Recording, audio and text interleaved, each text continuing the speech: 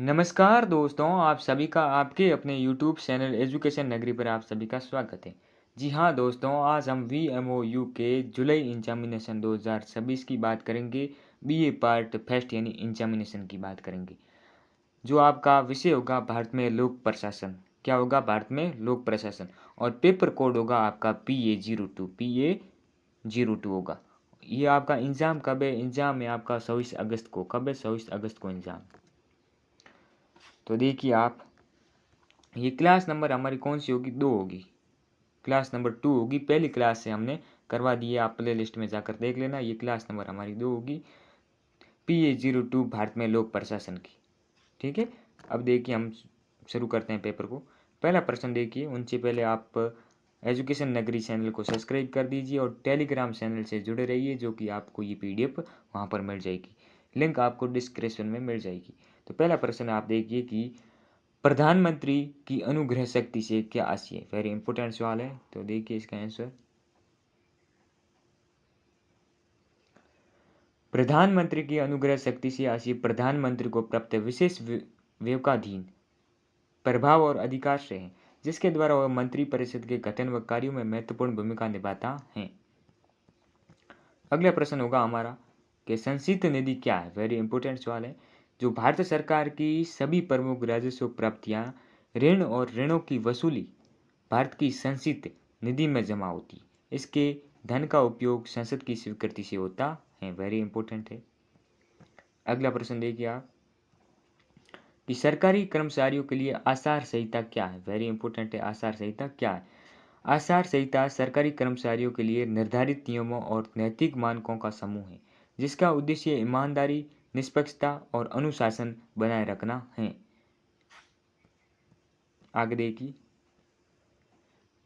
कि भारत में पहला नगर निगम किस वर्ष स्थापित किया गया था? भारत में पहला नगर निगम 1988 को मद्रास में वर्तमान चेन्नई में स्थापित किया गया था। अगला प्रश्न होगा हमारा कि केंद्रीय सचिवालय से आप क्या समझते हो? वेरी इंपॉर्टेंट है। केंद्रीय सचिवालय केंद्र सरकार के मंत्रालयों और विभागों का प्रशासनिक संगठन है, जो नीति निर्माण, समन्वय और सरकार को प्रशासनिक सहायता प्रदान करता है। मोस्ट क्वेश्चन होंगे परीक्षा की दृष्टि से। 100% आपके एग्जाम में आने की संभावना होगी। यहाँ से एक भी प्रश्न आपका एग्जाम में बाहर नहीं जाएगा।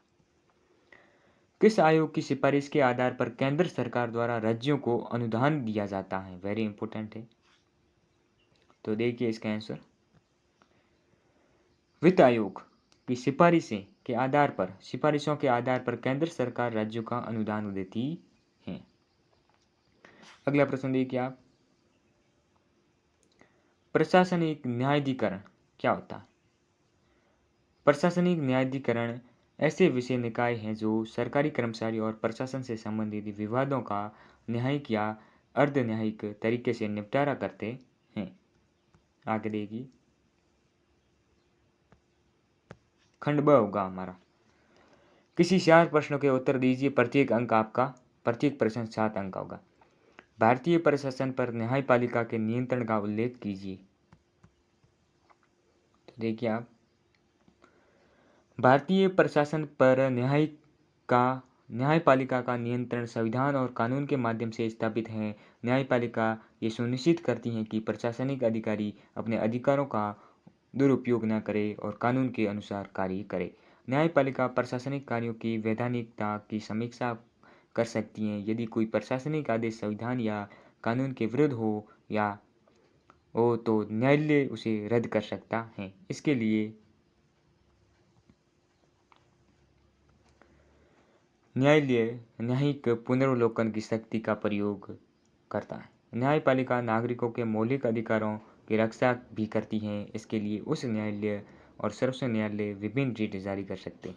प्रशासनिक अधिकारियों द्वारा किए गए मनमाने, भेदभावपूर्ण या अधिकार विरोधी कार्यों पर न्यायालय हस्तक्षेप कर सकता है। आगे देखिए, इस प्रकार न्यायपालिका प्रशासन को संविधान, कानून और नागरिक अधिकारों की समीक्षा में कार्य करने के लिए नियंत्रित करती है। चैनल को सब्सक्राइब करें एजुकेशन नगरी को।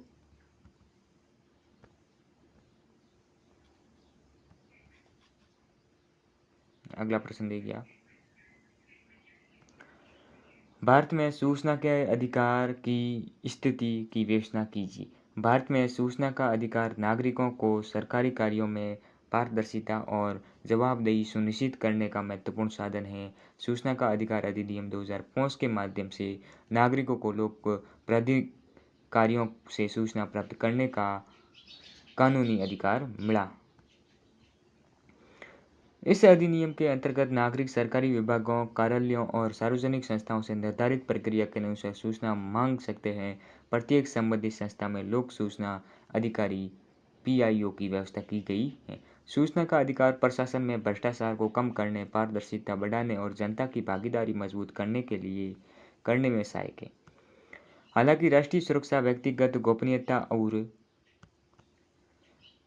कुछ अन्य संवेदनशील सूचनाओं को कानून के अंतर्गत छूट दी गई है। इस प्रकार आरटीआई भारतीय लोकतंत्र में पारदर्शिता, जवाबदेही और सुशासन का महत्वपूर्ण माध्यम है। अगला प्रश्न होगा हमारा कि भारतीय प्रशासन के विकास पर एक संक्षिप्त लेख लिखिए। भारतीय प्रशासन का विकास एक लंबी ऐतिहासिक प्रक्रिया का परिणाम है। प्राचीन भारत में प्रशासन की व्यवस्थित व्यवस्था दिखाई देती है। मौर्य काल में केंद्रीय प्रशासन, प्रांतीय प्रशासन और स्थानीय प्रशासन की मजबूत व्यवस्था थी। मध्यकाल में प्रशासन में विभिन्न राजवंशों ने महत्वपूर्ण परिवर्तन किए। ब्रिटिश काल में आधुनिक प्रशासनिक संस्थाओं, कानून व्यवस्था और नौकरशाही का विकास हुआ। भारतीय सिविल सेवा ने प्रशासन में महत्वपूर्ण भूमिका निभाई।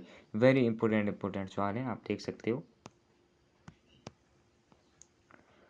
स्वतंत्रता के बाद भारतीय प्रशासन को लोकतांत्रिक, कल्याणकारी और विकास उन्मुख बनाया गया। संविधान ने केंद्र और राज्यों के बीच में शक्तियों का विभाजन किया। पंचायती राज और नगर निकायों को संवैधानिक मान्यता दी। आज भारतीय प्रशासन का उद्देश्य विकास, सामाजिक न्याय, जन कल्याण, पारदर्शिता और सुशासन को बढ़ावा देना है। अगला प्रश्न होगा हमारा कि प्रधानमंत्री कार्यालय पर एक संक्षिप्त निबंध लिखिए। प्रधानमंत्री कार्यालय (पीएमओ) केंद्र सरकार का एक महत्वपूर्ण प्रशासनिक कार्यालय है। ये प्रधानमंत्री को प्रशासनिक, नीतिगत और समन्वय संबंधित कार्यों में सहायता प्रदान करता है। प्रधानमंत्री कार्यालय के विभिन्न अधिकारी प्रधानमंत्री का महत्वपूर्ण मामलों की जानकारी और सलाह उपलब्ध कराते हैं। आगे देखिए, ये विभिन्न मंत्रालयों और विभागों के बीच में समन्वय स्थापित करने में भी सहायता करता है। पीएमओ सरकार की प्रमुख नीतियों और कार्यक्रमों की निगरानी में महत्वपूर्ण भूमिका निभाता है। प्रधानमंत्री को प्राप्त महत्वपूर्ण प्रशासनिक मामलों, अंतर मंत्रालय और विश्व और राष्ट्रीय महत्व के मामलों में विभिन्न कार्यालय सहायता प्रदान करता है। इस प्रकार प्रधानमंत्री कार्यालय प्रधानमंत्री के प्रशासनिक नेतृत्व का प्रभावी बनाने का महत्वपूर्ण स्थान है। आगे देखिए, भारत में राज्य प्रशासन के ढांचे को समझाइए। भारत में जो राज्य प्रशासन का संवैधानिक प्रमुख राज्यपाल होता है। राज्य की वास्तविक कार्यपालिका शक्ति मुख्यमंत्री और मंत्रिपरिषद के पास होती है। राज्यपाल की अगर बात करते हैं हम, आप देख सकते हो राज्यपाल राज्य का संवैधानिक प्रमुख होता है, आपको पता है। जबकि मुख्यमंत्री सरकार का जो वास्तविक प्रमुख होता है। मुख्यमंत्री के नेतृत्व में मंत्रिपरिषद राज्य प्रशासन की नीतियों और कार्यक्रम का संचालन करती है। राज्य प्रशासन में मुख्य सचिव सर्वोच्च प्रशासनिक अधिकारी होता है। विभिन्न विभाग के प्रमुख सचिव और सचिव प्रशासनिक अधिकारी होते हैं, कार्यों में संचालित करते हैं। जिलों में जिला कलेक्टर, जिला मजिस्ट्रेट प्रशासन का महत्वपूर्ण अधिकारी होता है। राज्य प्रशासन कानून व्यवस्था, शिक्षा, स्वास्थ्य, कृषि, ग्रामीण विकास और जन कल्याण जैसी गतिविधियों का संचालन करता है।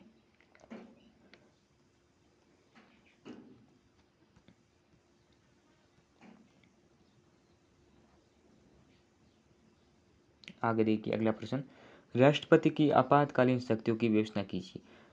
कमेंट बॉक्स में बताइए कि आपातकाल कब लगा, आपातकाल कब लगा और किसके शासनकाल में लगा, उस समय प्रधानमंत्री कौन था, ये कमेंट बॉक्स में ज़रूर बताएं। भारतीय संविधान राष्ट्रपति को 3 प्रकार की आपातकाल शक्तियाँ प्रदान करता है। राष्ट्रीय आपातकाल अनुच्छेद 352, युद्ध, बाहरी आक्रमण या सशस्त्र विद्रोह की स्थिति में राष्ट्रीय आपातकाल लगाया जा सकता है। कब लगाया जा सकता है? अगर कोई युद्ध होता है, कोई बाहरी आक्रमण या सशस्त्र विद्रोह की स्थिति में राष्ट्रपति है, वह राष्ट्रीय आपातकाल लगाया जा सकता है। राज्य में संवैधानिक तंत्र की विफलता अनुच्छेद 356 के तहत भी लगा सकता है। यदि किसी राज्य में संविधान के अनुसार यानी सरकार चलाना संभव न हो तो राष्ट्रपति शासन लगाया जा सकता है। कब? 356 कब लगाया जाता है? जब सरकार चलाना संभव न हो, तब युद्ध वगैरह होता है तो 352 के तहत। वित्तीय आपातकाल अनुच्छेद 360 के तहत यदि भारत या उसके किसी भाग की वित्तीय स्थिरता या साख को खतरा है तो वित्तीय आपातकाल लगाया जा सकता है। आपातकालीन शक्तियों का उद्देश्य असाधारण परिस्थितियों में देश की संवैधानिक प्रशासनिक व्यवस्था को बनाए रखना है। आगे देखिए अगला प्रश्न, भारत में वित्तीय प्रशासक में नियंत्रित एवं महालेखा परीक्षण के महत्वपूर्ण महत्व को समझाइए। नियंत्रण एवं महालेखा परीक्षण भारत के वित्तीय प्रशासन में महत्वपूर्ण संवैधानिक संस्था है। इसका मुख्य उद्देश्य सरकारी धन के उपयोग की जांच और लेखा परीक्षा करना है।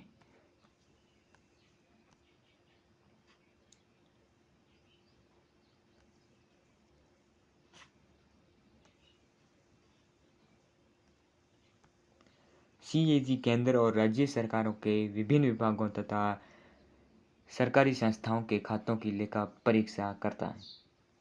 वह ये देखता है कि सार्वजनिक धन का उपयोग नियमों और कानूनों के अनुसार किया गया है या नहीं। सीएजी की रिपोर्ट राष्ट्रपति या राज्यपाल को प्रस्तुत की जाती है और संबंधित विधायिका के समक्ष रखी जाती है। इससे सरकार के वित्तीय कार्यों में पारदर्शिता और जवाबदेही बढ़ती है। इस प्रकार सीएजी सार्वजनिक धन की सुरक्षा और वित्तीय अनुशासन बनाए रखने में महत्वपूर्ण भूमिका निभाता है। भारतीय प्रशासनिक सेवा के अधिकारियों के प्रशिक्षण पर प्रकाश डालिए। भारतीय प्रशासनिक सेवा आईएएस के अधिकारियों का प्रशिक्षण उन्हें प्रशासनिक कार्यों के लिए सक्षम बनाने के उद्देश्य से किया जाता है। चयन के बाद अधिकारियों को प्रारंभिक प्रशिक्षण दिया जाता है। प्रशिक्षण में प्रशासनिक कानून, संविधान, अर्थव्यवस्था, वित्तीय प्रशासन, लोक नीति और विभिन्न सरकारी योजनाओं का अध्ययन कराया जाता है। अधिकारियों को व्यवहारिक प्रशासनिक अनुभव देने के लिए क्षेत्रीय प्रशिक्षण भी दिया जाता है। प्रशिक्षण के दौरान अधिकारियों में नेतृत्व, निर्णय लेने की क्षमता, समस्या समाधान, जनसंपर्क और नैतिक प्रशासन जैसे गुण विकसित किए जाते हैं। प्रशिक्षण का उद्देश्य अधिकारियों को कुशल, निष्पक्ष, उत्तरदायी और जन कल्याणकारी प्रशासन के लिए तैयार करता है या करना है। अगला खंड होगा हमारा दीर्घ उत्तरीय प्रश्न। किसी 2 प्रश्नों के उत्तर दीजिए। प्रत्येक शब्द अंक का 1 प्रश्न है। देखिए 10वां क्वेश्चन,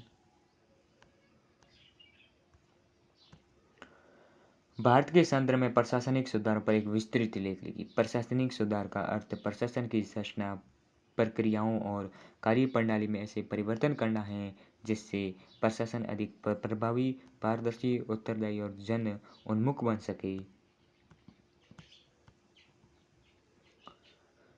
स्वतंत्रता के बाद भारत में प्रशासनिक सुधार की आवश्यकता महसूस हुई है। प्रशासन को लोकतांत्रिक मूल्यों, विकास और जन कल्याण के अनुरूप बनाने के लिए विभिन्न समितियों और आयोगों का गठन किया गया। प्रथम प्रशासनिक सुधार आयोग 1966 में प्रशासन में जो सुधार के लिए अनेक सुझाव दिए गए।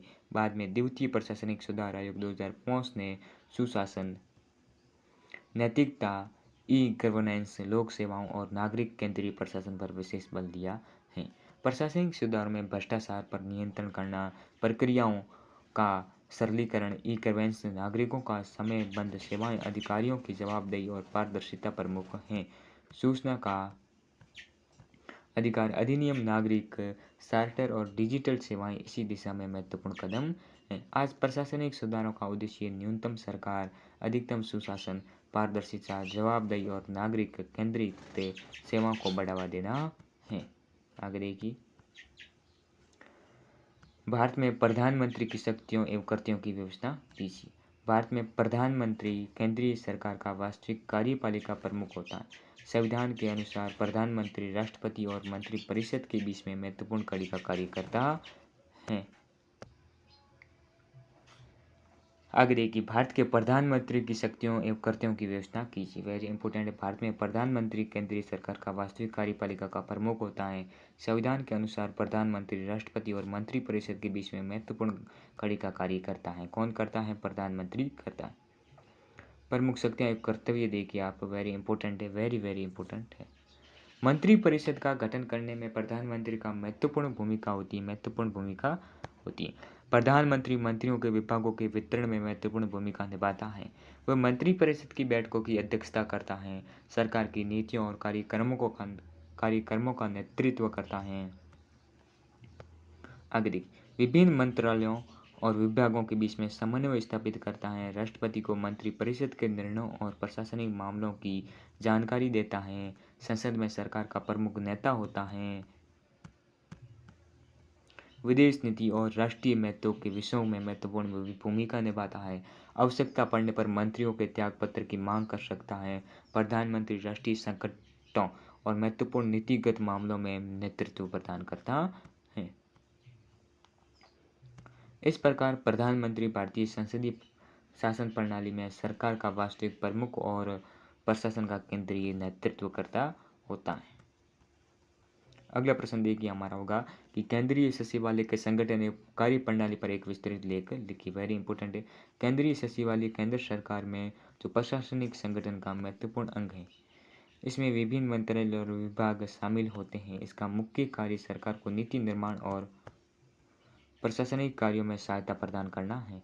केंद्रीय सचिवालय में प्रत्येक मंत्रालय का राजनीतिक प्रमुख सामान्यतः संबंधित मंत्री होता है, जबकि प्रशासनिक प्रमुख सचिव होता है।